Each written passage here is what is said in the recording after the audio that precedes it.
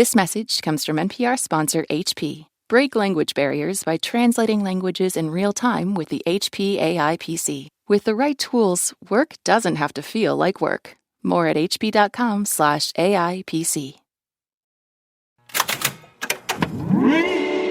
Hello, hello. I'm Brittany Luce, and you're listening to It's Been a Minute from NPR, a show about what's going on in culture and why it doesn't happen by accident.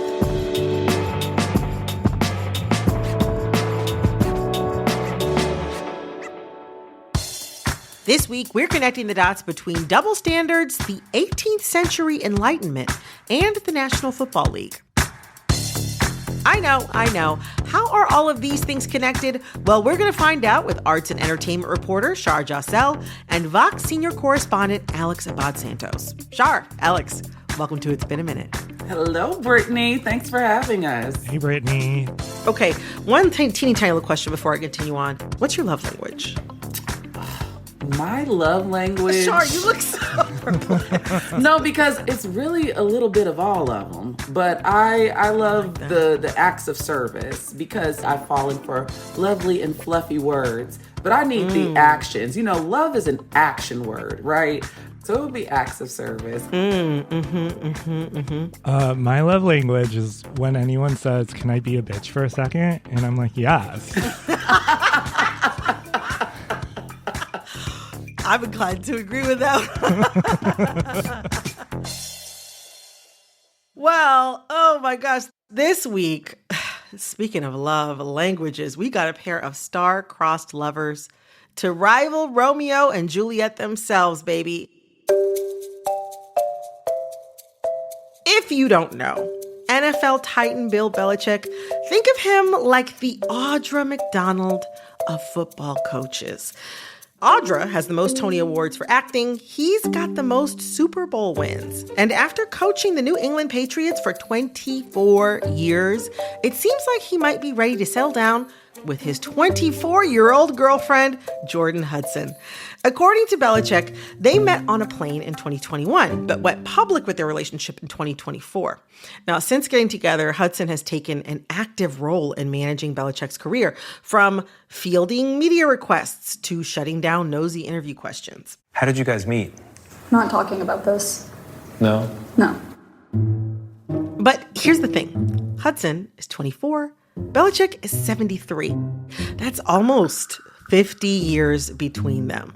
And with Hudson making moves like trademarking Belichick's iconic catchphrases, some people have been questioning her intentions, asking who has the power in this relationship, and wondering whether Belichick is safe, lucky, or something else entirely. All right, let's get into it. I mean, everybody's been talking about this. I wonder, Shar, why is this relationship catching everyone's attention? I think this relationship is catching everyone's attention because it is one of those things that's a tale as old as time. Like, age gaps aren't anything new, right? I think of David Foster and Katharine McPhee. I think that this particular relationship is capturing the public's interest because she's so visible and involved in Bill Belichick's public-facing life and seemingly his everyday like comings and goings. And I think that's what's got everybody captivated by this. I think like a lot of the questions and a lot of the fascination between Bill Belichick and Jordon are like, what do they talk about? What does that relationship look like behind closed doors? And we all have this idealized view of like what marriage is supposed to look like and what love is supposed to look like. And it's just like, that doesn't match up with what we see on paper. That doesn't match up with what we see on photos with this coupling. I mean, many people speculate about this relationship, suggesting that Jordon is interested in Bill's wealth and power, not necessarily his charm or good looks or magnetic personality. Even though Jordon herself calls Bill her twin flame, she's facing criticism for allegedly entering this relationship for personal gain, but we know that historically marrying for love was absolutely not the norm. That is a more recent development. People traditionally married to forge alliances and consolidate wealth. It wasn't until the Enlightenment in the 1700s that marrying for love started to become more and more acceptable in Western societies. So that leads me to this question. In this day and age, is it okay to marry or partner for reasons other than love? Again, with the moves that you mentioned, it's hit upon this trope of like, oh yes, a woman maybe taking advantage of an older man for his money. And that is what he has to provide for her. And I think it makes us face these questions of like, is this okay? If they're both consenting adults and he's in it for dating a younger, attractive woman and she's in it for his money, is that okay? If they're okay with each other. And I think a lot of us have our own opinions whether that's okay or not. What do you think, Shar? The same. Like, and I think that it's okay. I think that if both of them have their mental faculties about them and they're both consenting and willing participants, who are we to question? Who are we to question if they both are of sound mind and, pursuing whatever version of whatever this relationship might be? But I wonder, is she blazing a new path or walking a path that we've seen many women walk before? I think what sets her apart is a little bit of both. It's blazing a new path and walking a path that's already kind of been made for her. I think that because she is so public facing, that adds to the conversation. And, we can't have this conversation without acknowledging what a lot of like the manosphere influencers and the Joe Rogans and the conversations that they're kind of really platforming around this idea, around this concept of like young men aren't able to find true love because women are out to get you and they want what you... Oh, so it's like this story is like, even though this story involves like a 70-something-year-old man who actually does have a lot of money, this is still like striking this cultural chord right now. Yes, to your point, Brittany, I'm not tuned into the NFL and the sports ball of it all. So when you look at the audience and the key demographic who would know who Bill Belichick is, this is really tapping on some insecurity that's kind of been perpetuated throughout the past few years from the Andrew Tates and the Joe Rogans and the manosphere of it all, the Fresh and Fit podcast of it all. And I think that that's what's really making people of all backgrounds sink their teeth into it, because it's a conversation that doesn't seem to be going anywhere anytime soon as it pertains to women being out to get you and get your things. And Jordon seems unapologetic. Like, she's not taking a back seat. She's interrupting CBS interviews. Like, she doesn't give a damn. It doesn't appear that she gives a damn. So I'm just, that's what it is. What do you think, Alex? Well, you can't like take Jordon in a vacuum, because I think, as what Shar said, like there's this whole manosphere, right? But at the same time, there's like this championing of trad wives that is happening all around social media, all around Instagram and TikTok. And I think like an extension of that is also wives and girlfriends at like football games, right? And it's just like, well, trad wives are now like making millions of dollars on the internet, being like, oh yeah, I love not being in a 9-to-5, and I love being a trophy wife. She is in her own like lane making a career out of being a girlfriend, a very visible girlfriend to a very successful NFL coach. And to your point, I mean, even outside of trad wife, there's also like an offshoot of that's like stay-at-home girlfriend, which we can talk about the possible pitfalls of being a stay-at-home girlfriend another day. I mean, it seems like a nice life, though. I mean, it seems like a nice life, but I tell you what, the state says you're not entitled to any part of it. So you're not entitled to anything, and I imagine that it's incredibly controlling. It sounds nice in theory, but in practice, I challenge that. And to your point, Alex, it is a nice fantasy. Trust me, when I get my attitude in the morning, I do think it would be nice to be a stay-at-home something. Coming up. And I think it's catching people off guard to see him, now posted up on Instagram, lifting her up in the air like a mermaid while they're on the beach. They can't crack the mystery about what it is about Jordon. Stay with us. Support for this podcast and the following message come from Made in Cookware. President and co-founder Jake Kalick shares a tool that's useful for both master and newbie griller. The craftsmanship of the carbon steel griddle enhances your grilling experience because it allows you a totally different type of grill surface that opens up the amounts of food you're able to cook. So the griddle is the perfect accessory to add to your grill and kind of widen your grilling game. Learn more about Made in Cookware at MADEIN cookware.com. This message comes from NPR sponsor Rocket Money. Those daily coffee habits and streaming subscriptions can add up fast. Rocket Money helps you spot spending patterns so you can do something about them and keep more money in your pocket. Rocket Money is a personal finance app that helps find and cancel your unwanted subscriptions, monitors your spending, and helps lower your bills so you can grow your savings. Cancel your unwanted subscriptions and reach your financial goals faster with Rocket Money. Go to rocketmoney.com/minute today.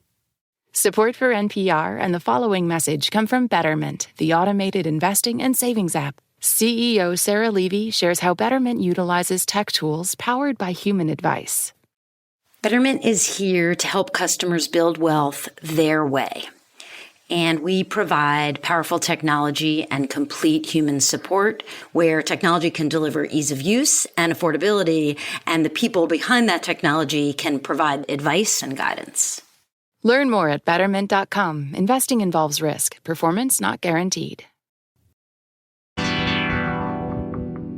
For years, we've seen the wives and girlfriends of the sports elite make their way into the spotlight, like Shawnee Henderson. Many of you may know her as Shawnee O'Neal, a.k.a. the basketball wife of Basketball Wives fame. Aisha Curry, who's got cookware and cookbooks and all kinds of products. I wonder, why do you think we keep coming back to this storyline? Like, what is it about this Hudson-Belichick union that has people so up in arms if this kind of dynamic between, the wag and the sports guy is something that we've seen time and time again? I think it's the perfect storm of things. She's not playing it soft and demure in the back, She's kind of ballsy about the moves that she's making. And I think that it catches people off guard because of the reputation that Bill Belichick has crafted for himself. Right. He's thought of as somebody who is like all-knowing, all-seeing, totally in control, running his team like the Navy. Discerning and no nonsense. And I think it's catching people off guard to see him, now posted up on Instagram, lifting her up in the air like a mermaid while they're on the beach. People can't crack the code. They can't crack the mystery about what it is about Jordon, because we should also acknowledge that she's not the only 24-year-old that I'm sure has been in and around the Belichick camp or around these football players. So what is it about her that has him so, enchanted, if you will? And I think that's part of what's fueling this conversation. But I also think, when we talk about Jordon Hudson, there is a misogyny there, right? No one really cares when you're an older man going for a younger woman. It's people think it's normal. But it's the moment that a woman tries to flip that dynamic into her favor, that's when the negativity comes. That's when the speculation comes and the scrutiny comes, right? But I feel like we also can't talk about this without talking about the fact that most people in this country, 60% of people in this country, struggle to pay for basic expenses, right? And even if you don't struggle to pay for basic expenses, you're struggling to pay for some kind of expense. Overwhelmingly so. This is how Americans feel about lots of things, right? And we're all feeling the pinch in some way or other of economic precarity.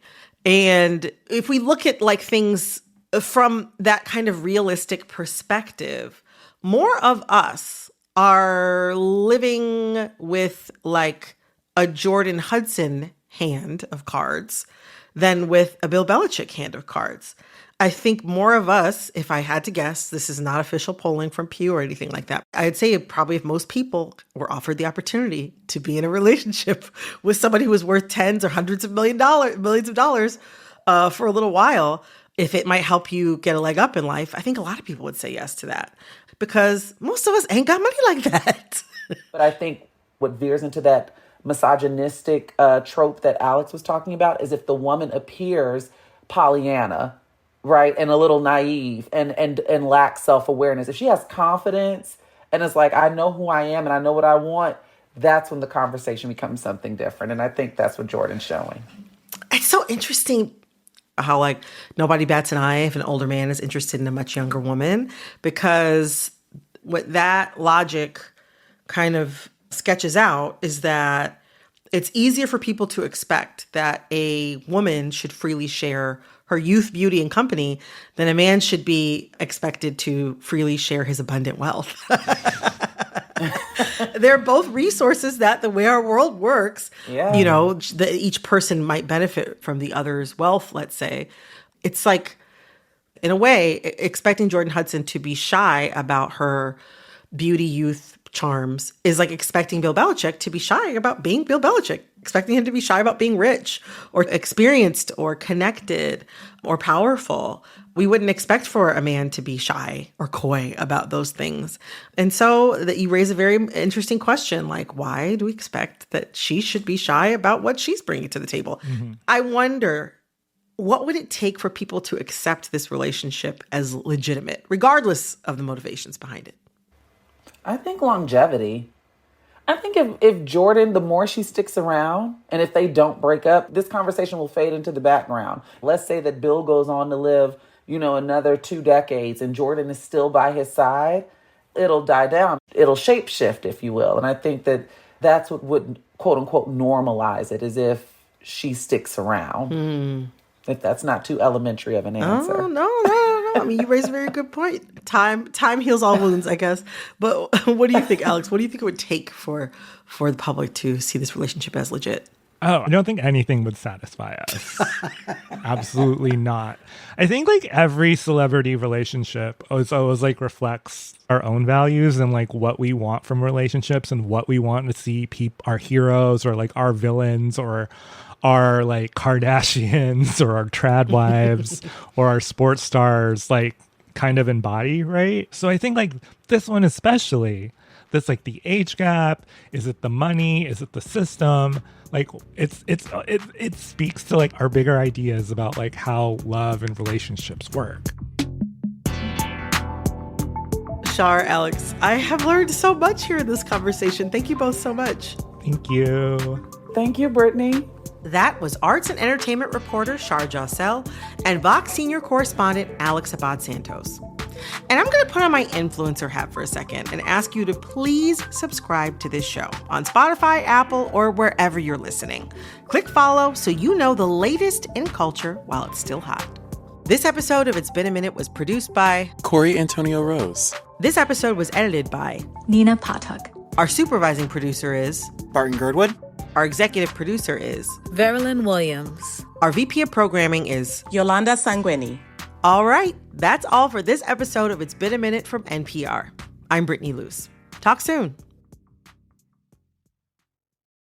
This message comes from LinkedIn Ads. Target your buyers by job title, company, role, and skills with LinkedIn Ads. All the professionals you need to reach in one place. Get a $100 credit on your next campaign at linkedin.com/results. Terms and conditions apply.